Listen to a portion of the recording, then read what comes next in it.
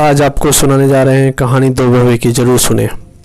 नीता को तारीफ शब्द पता ही नहीं था। घर के सारे काम वह एकदम सही तरीके से करती थी। खाना बहुत स्वादिष्ट बनाती थी, लेकिन फिर भी आज का खाना अच्छा था।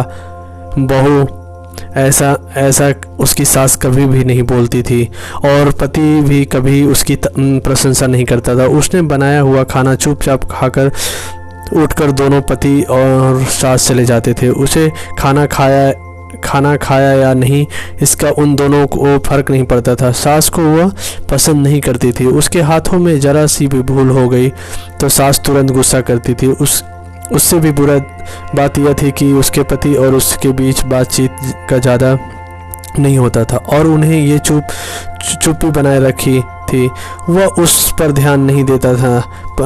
परदेश में पढ़ाई करने गया उसका छोटा देवर मात्र समय समय पर नीता को फ़ोन करता था, पूछता था भाभी कैसी हो। उनका फ़ोन आने पर नीता बहुत खुश होती थी। अपना मन हल्का करने का उचित स्थान नीता का था। कुछ ही दिनों में देवर की पढ़ाई खत्म हो गई और वह घर आ गया।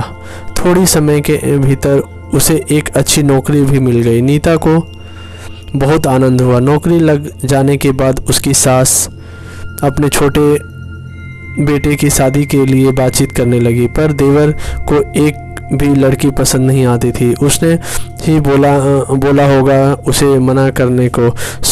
रोचक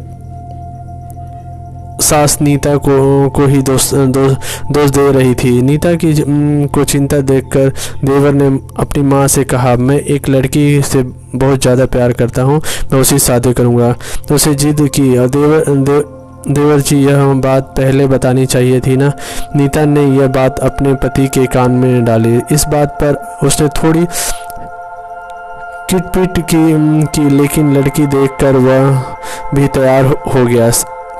सवाल बचा सास का तो छोटे बेटे का मन कैसे दुखाए। वह बाद में वो भी मान गई। नीता को बहुत खुश हुआ। उसे लगा कि एक छोटी सहेली आ जाएगी अब साथ देने के लिए, दिल के राज बताने के लिए। पर कैसे होगी छोटी देवरानी, रस बस जाएगी हमारे साथ इस घर में, या वह एक अलग दुनिया बसाने की जोर देगी देवर जी को। इस विचार से थोड़ा टेंशन में आ गई नीता। कुछ दिनों में नीता की छोटी देवरानी चौखट लांग कर घर आई। देवरानी ने घर में आते ही सारे काम की जिम्मेदारी अपने हाथों में ले ली। अब सास ने अपनी छोटी बहू की ज़्यादा तारीफ करना शुरू कर दिया और उसने माँ जैसा प्यार करने लगी। यह देखकर नीता की आंख में आंसू आ जाते। वे सोचती मैं भी तो यही काम करती थी, फिर मेरे साथ ही ऐसा क्यों बर्ताव। अब थोड़ी दिन बाद छोटी देवरानी पूरे घर पर राज करेगी और फिर मेरी जगह वहाँ से कोने में होगी। अपने ही विचार में खो गई नीता की भाव समझने की छोटी देवरानी नीता के हाथ में हाथ रख लेकर बोली, दीदी मुझे सब पता है, मुझे अपनी छोटी बहन समझिए, देखना बहुत जल्द सब ठीक हो जाएगा। छोटी देवरानी ने पूरी घर की जिम्मेदारी तो ले ली, लेकिन कामों में कुछ न कुछ बार भूल करती थी। फिर देवरानी नीता के पास जाती और मदद मांगती। ऐसा रोज ही होने लगा। यह देखकर सास लेकिन गुस्सा हो गई और मेरे रहते हुए छोटी बहू बड़ी बहू को क्यों पूछती रहती है। फिर सास भी रसोई में आकर चार काम करना शुरू करने लगी। धीरे धीरे वो छोटी बहू के साथ अनजाने में बड़ी बहू से भी प्यार से बर्ताव करने लगी, प्यार से बोलने लगी, नए पदार्थ दोनों को सिखाने लगी, भूल समझाने लगी।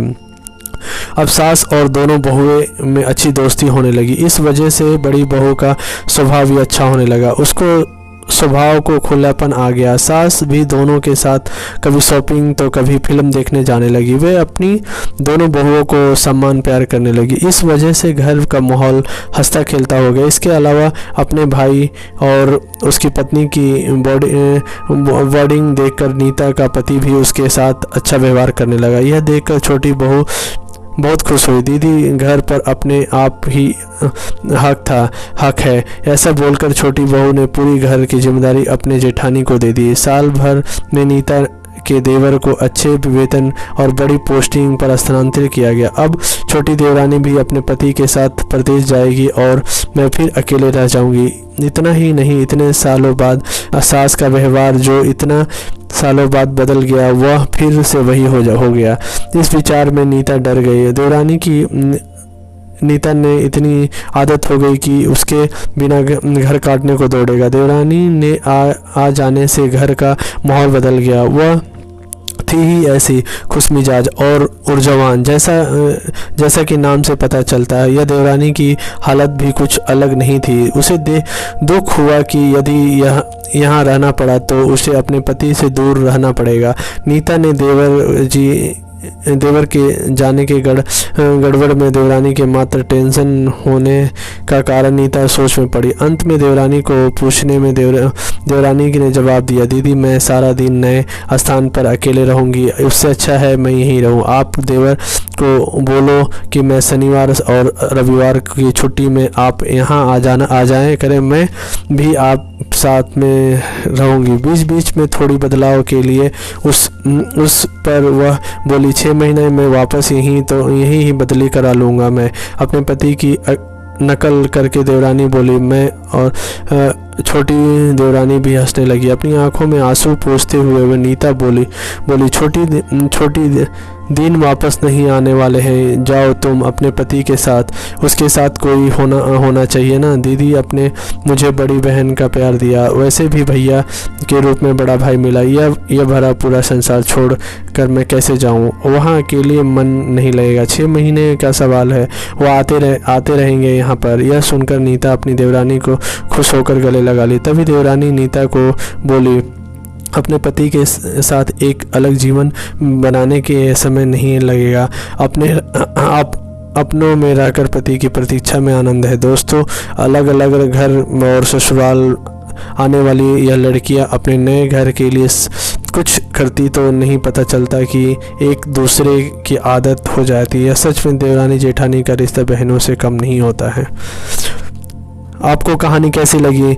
लाइक, शेयर, कमेंट और मेरे चैनल को सब्सक्राइब करें। आप सभी का बहुत बहुत धन्यवाद।